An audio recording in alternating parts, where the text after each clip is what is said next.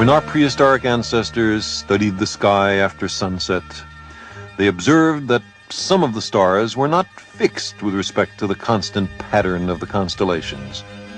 Instead, 5 of them moved slowly forward across the sky, then backward for a few months, then forward again, as if they couldn't quite make up their minds. We call them planets, the Greek word for wanderers. These planets presented a profound mystery. The earliest explanation was that they were living beings. How else explain their strange, looping behavior? Later, they were thought to be gods, and then disembodied astrological influences. But the real solution to this particular mystery is that the planets are worlds, that the Earth is one of them, and that they all go around the sun according to precise mathematical laws. This discovery has led directly to our modern global civilization. The merging of imagination with observation produced an exact description of the solar system. Only then could you answer the fundamental question, the one at the root of modern science: what makes it all go? 2,000 years ago, no such question would even have been asked. The prevailing view had then been formulated by Claudius Ptolemy, an Alexandrian astronomer and also the preeminent astrologer of his time. Ptolemy believed that the Earth was at the center of the universe, that the sun and the moon and the planets like Mars went around the Earth. It's the most natural idea in the world. The Earth seems steady, solid, immobile, while we can see the heavenly bodies rising and setting every day. But then, how explain the loop-the-loop motion of the planets in the sky, Mars, for example? This little machine shows Ptolemy's model. The planets were imagined to go around the Earth, attached to perfect crystal spheres, but not attached directly to the spheres, but indirectly through a kind of off-center wheel.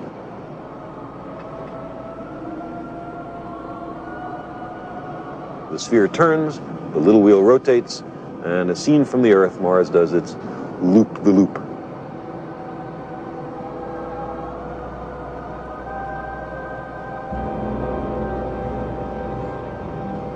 This model permitted reasonably accurate predictions of planetary motion, where a planet would be on a given day. Certainly good enough predictions for the precision of measurement in Ptolemy's time and much later. Supported by the Church through the Dark Ages, Ptolemy's model effectively prevented the advance of astronomy for 1,500 years. Finally, in 1543, a quite different explanation of the apparent motion of the planets was published by a Polish cleric named Nicholas Copernicus. Its most daring feature was the proposition that the sun, not the Earth, was at the center of the universe. The Earth was demoted to just one of the planets. The retrograde or loop-the-loop motion happens as the Earth overtakes Mars in its orbit. You can see that from the standpoint of the Earth, Mars is now going slightly backwards, and now it is going in its original direction. This Copernican model worked at least as well as Ptolemy's crystal spheres. But it annoyed an awful lot of people. The Catholic Church later put Copernicus's work on its list of forbidden books. And Martin Luther described Copernicus in these words. He said, "People give ear to an upstart astrologer. This fool wishes to reverse the entire science of astronomy." Close quote. The confrontation between the two views of the cosmos, Earth-centered and sun-centered, reached its climax with a man who, like Ptolemy, was both an astronomer and an astrologer.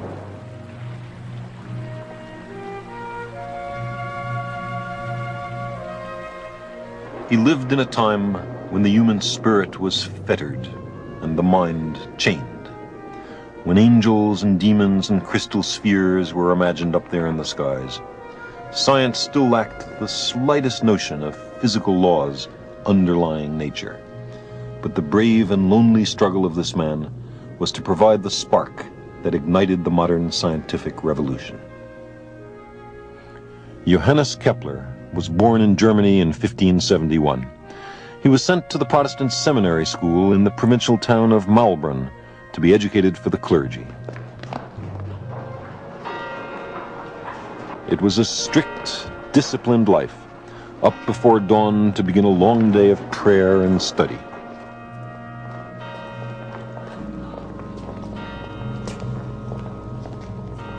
This was the age of the Reformation. Maulbronn was a kind of educational and ideological boot camp, training young Protestants in the use of theological weaponry against the fortress of Roman Catholicism. Denn ich befehle mich, meinen Leib und Seele, alles in deine Hände. There was little reassurance or comfort here for a sensitive boy like Kepler. He was intelligent, and he knew it. That, together with his stubbornness and his fierce independence, served to isolate him from the other boys. Kepler made few friends in his 2 years at Maulbronn.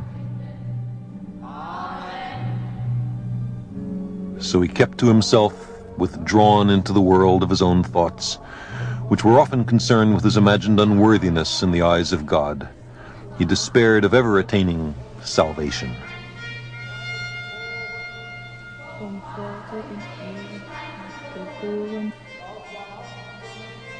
But God to him was more than punishment. God was also the creative power of the universe. And the young Kepler's curiosity about God was even greater than his fear. He wanted to know God's plan for the world. He wanted to read the mind of God. This was his obsession.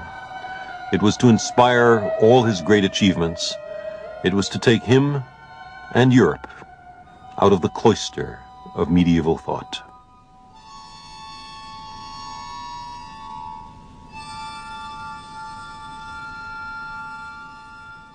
In places like Maulbronn, the faint echoes of the genius of antiquity still reverberated. Here, in addition to theology, Kepler was exposed to Greek and Latin, music and mathematics.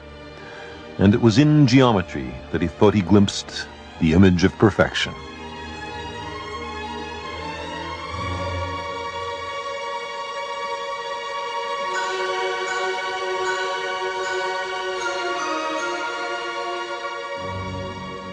He was later to write, "Geometry existed before the creation. It is co-eternal with the mind of God. Geometry provided God with a model for the creation. Geometry is God himself."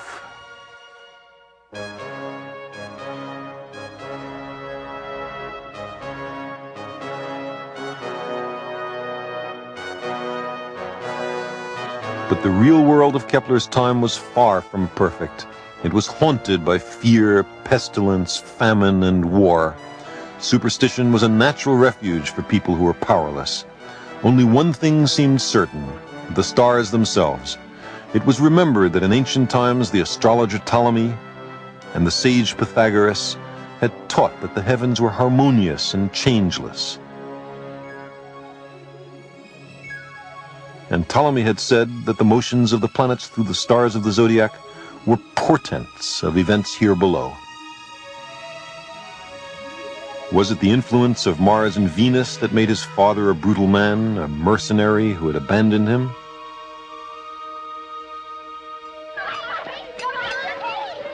Did an unfortunate conjunction of planets in an adverse sign make his mother a mischievous and quarrelsome woman?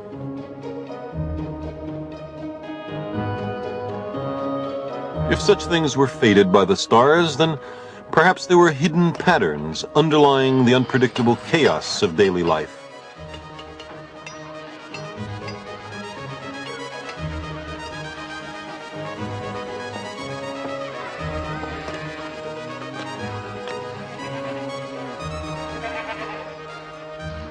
Patterns as constant as the stars.